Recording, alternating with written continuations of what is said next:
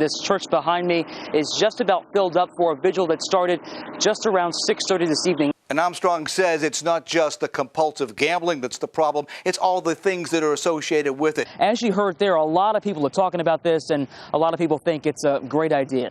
Sharon, a phrase from one of the speakers tonight really sums up the message to students. That survivor tells me she is trying to put an end to a sex and labor trade that experts say is only growing. Friends stood and stared in disbelief at the police tape surrounding a shopping center on Capitol Boulevard. We just got a call that someone had been shot, and we got up here. We found out that it was our friend. Excuse me, our friend Tom.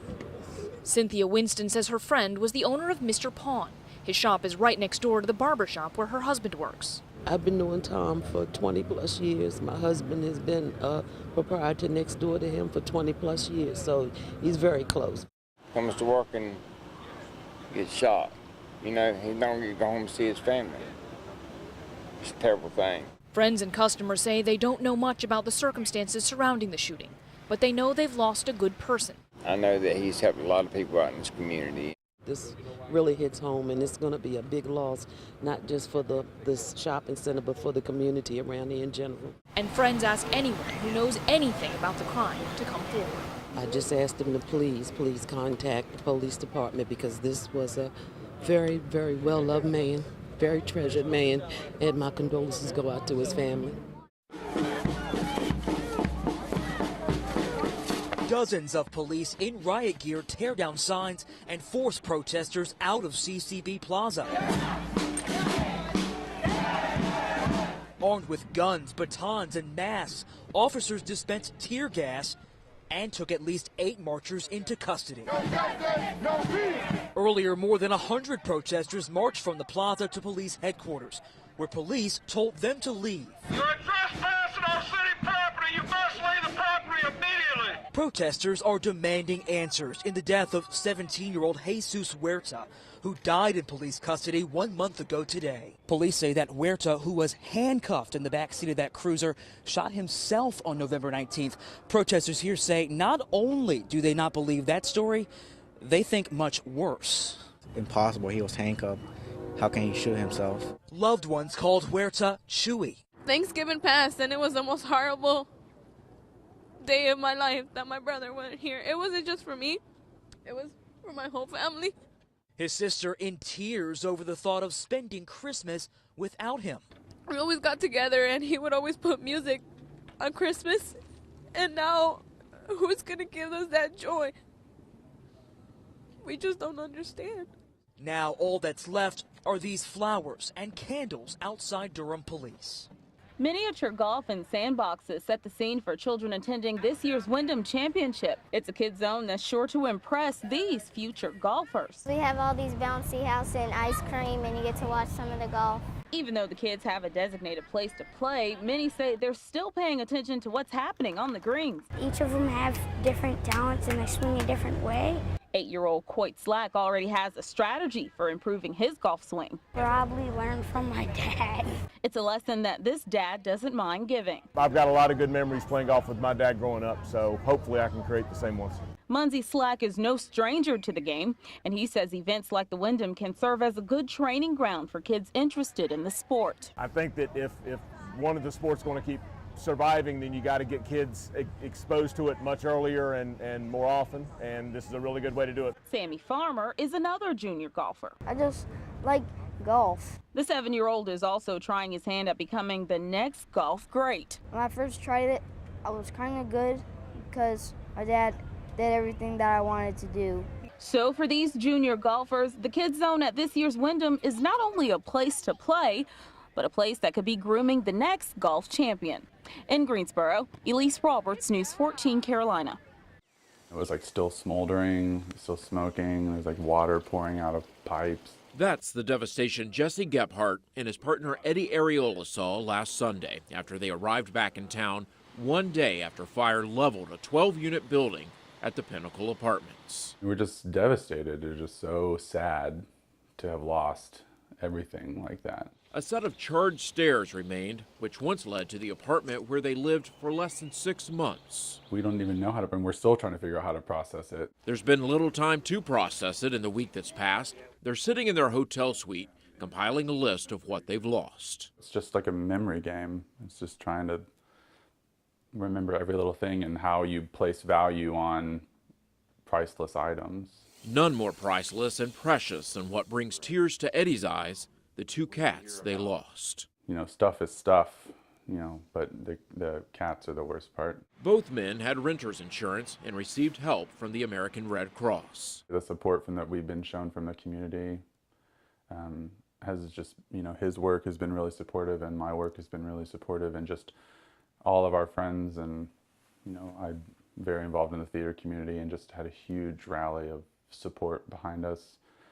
It's really just kind of made the whole thing almost bearable, really. Fire investigators determined a cigarette butt sparked the fire in the heavily wooded area, which spread, carried by high winds. Someone's carelessness took away everything that we have, and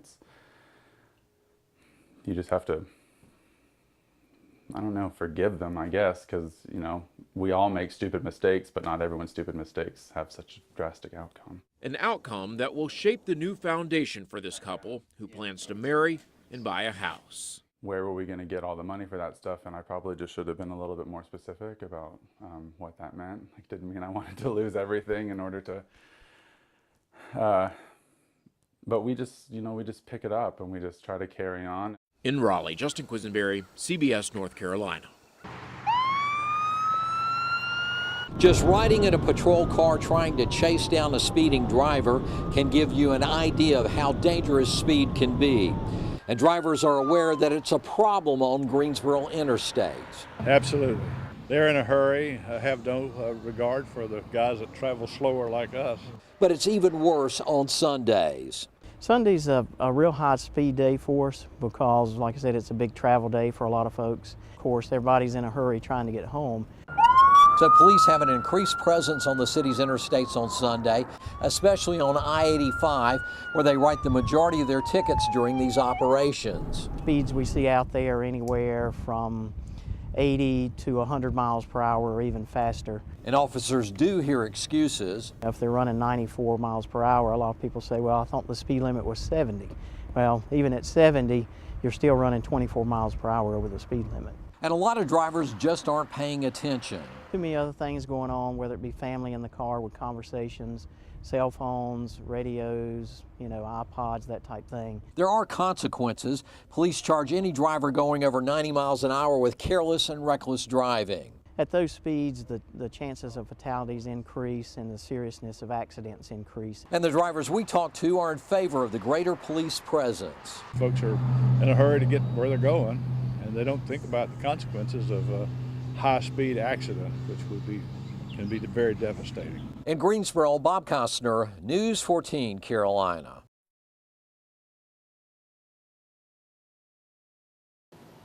Colorado, population 5.2 million and growing. Many people from all over the country are moving here for this controversial plant, cannabis. Good job! Come here, Loli. Add 2 families from North Carolina to that list. If we thought there was a treatment in Siberia that was going to help Maddie, we'd go there. Meet the Gormans from Raleigh. Were you poor in there? What parent wouldn't want to give their child that opportunity? And the Morleys from Wilmington. Go for a walk. The 2 families are here for Charlotte's Web, which is also known as CBD oil. It's an extract from the marijuana plant that's proving to reduce seizures in children, at least anecdotally. As soon as she started Charlotte's Web, those clusters of small seizures almost went away. Liz Gorman's daughter, Maddie, has a severe form of epilepsy. She's tried everything to help her daughter. 14 anti-epileptic drugs, ketogenic diet, and brain surgery. Nothing was working. When something fails your child, or you feel like it was your fault and you were the failure that chose the wrong option. That's why after hearing about Charlotte's Web through other families with epileptic children, she decided to move to Colorado, away from her husband, her parents, and her entire support system. When we actually relocated out here in December, She was close to having 100 seizures a day again, and 20 of them were dangerous. But now, after taking Charlotte's Web, a huge reduction for us. Maddie can do things she wasn't able to before, like putting toy pieces where they belong and retaining lessons. No. That is my nose. Where's my ear? My ear. Where's your ear? There it is. Good job. She began having head drops. Dylan Morley's daughter, Mia, also has a severe form of epilepsy. You take the leap of faith hoping that it's going to work for you and you're not going to be the one that maybe it's not as successful for. But so far, I mean, the move's been worth it. Charlotte's Web is given orally several times a day. And its alchemist, Jesse Stanley, says the results have been extraordinary. Plain and simple, it's really good medicine. Out of this lab in Denver, this water here keeps it from freezing. Charlotte's Web is brewed, and a little over an hour just outside of Denver, up this gravel road, is where they grow it. This is freshly harvested. In Colorado, both medical and recreational marijuana are now legal. I have a number of concerns. And that's exactly why some doctors are worried about the implications of widespread use, especially with medical marijuana. I don't know anything about short-term problems like risks of injury to the liver or risk to the blood count, and I know nothing about short or long-term effects on the development of the brain. What Dr. Amy Brooks-Kayel wants is more research.